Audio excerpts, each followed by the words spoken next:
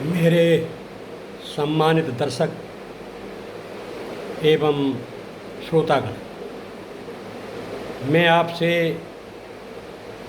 फिर एक वीडियो लेकर उपस्थित हुआ हूँ जो बहुत ही आवश्यक है। जब किसी पर कोई केस लग जाता है या एफआईआर हो जाती है, उस समय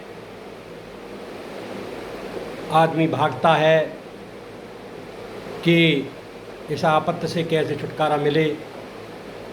तो वकील लोग अक्सर जमानत की बात कहते हैं कि आप जमानत करा लीजिए, उसके बाद आप निश्चिंत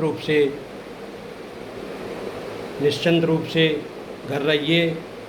उसके बाद जब मुकदमों की तारीखें पड़ा करेंगी, उस समय आपको उपस्थित होना पड़ेगा। तो पहले सीआरपीसी के तहत आपको बता दूं कि सीआरपीसी में किस तरह जमानत के प्रावधान थे, और वो अब भी प्रचलित हैं, क्योंकि पुराने केस अब भी चल रहे हैं। पुराने केसों का अभी निस्तारण होना बहुत बाद की बात है, क्योंकि 10-20 साल चलते हैं। तो सीआरपीसी अब भी काम आ रही है। तो सीआरपीसी दंड प्रक्रिया संहिता के तहत जमानत एक सशर्त रिहाई होती है। जमानत एक सशर्त रिहाई होती है, जिसका अर्थ है कि अभियुक्त को उसके दोषी साबित होने से पहले कुछ शर्तों के तहत पुलिस हिरासत या जेल से छोड़ा जाता है। जमानत की प्रक्रिया अपराध की प्रकृति और गंभीरता के आधार पर अलग अलग होती है। जमानत के प्रकार, आप लोग बड़े ध्यान से इस वीडियो को सुने। जो हमारे पाठक, जो हमारे श्रोतागण केसों में फंसे हैं, उनको जानकारी होनी चाहिए। नए वकीलों को जानकारी होनी चाहिए। स्टूडेंट्स जो लॉ के हैं, उनको जानकारी होनी चाहिए।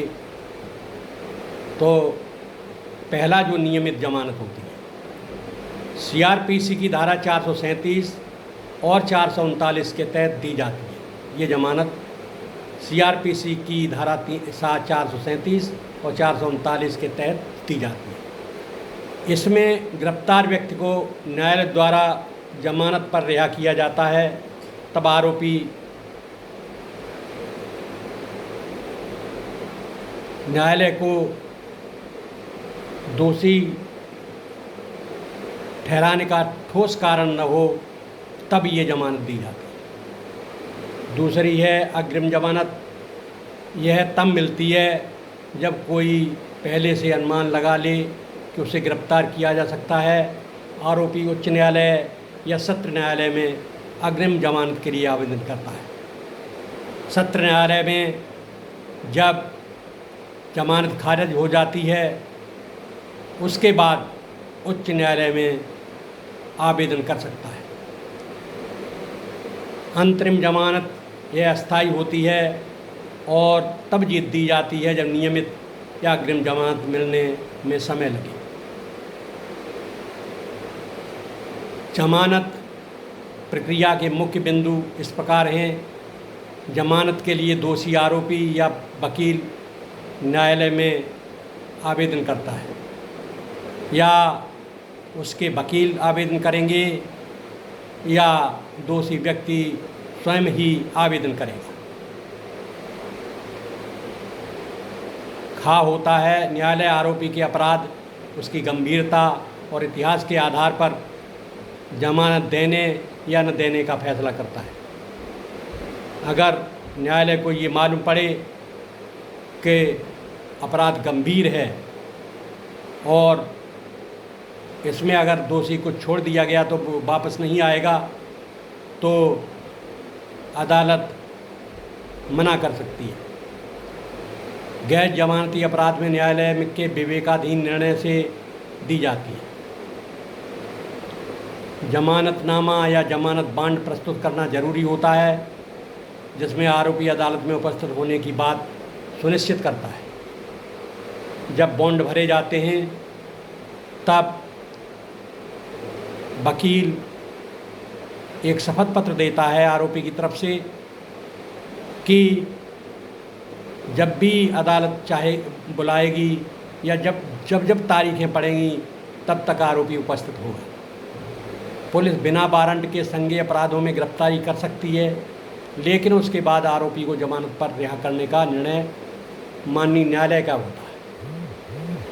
कानूनी प्रावधान और नियम सीआरपीसी में जमानत शब्द एक परिभाषा नहीं है, लेकिन यह जमानती और गैर जमानती अपराधों का विवेकाधीन वर्गीकरण करता है। जमानत व्यवस्था का मकसद यह सुनिश्चित करना है कि आरोपी भाग न सके, सबूतों से छेड़छाड़ न हो, गवाह प्रभावित न हो।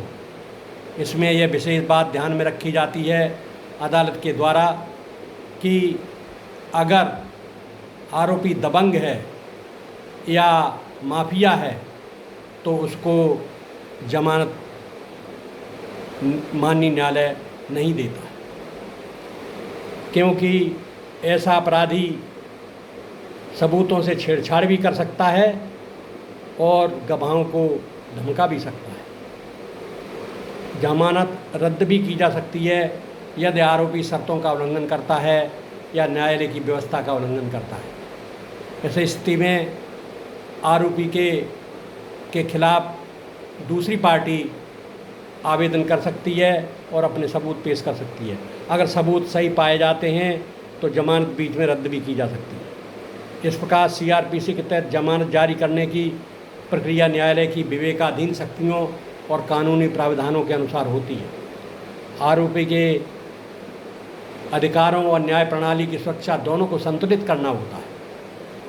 यह जानकारी सीआरपीसी की प्रासंगिक धाराओं उच्च न्यायालय के निर्णयों पर आधारित है। विभिन्न प्रकार की जमानत और उसके कानूनी आधार ये मैं आपको अगले वीडियो में बताऊंगा। तब तक मैं आपसे निवेदन करता हूं कि हमारे इस चैनल को कानूनी जानकारी को सब्सक्राइब करें एवं लाइक करें एवं शेयर करें, जिससे ये महत्वपूर्ण जानकारी अपने दोस्तों रिश्तेदारों को पहुंचाई जा सके। अब मैं जमानत के जो अलग अलग कानूनी आधार हैं उनको अगले वीडियो में बताऊंगा।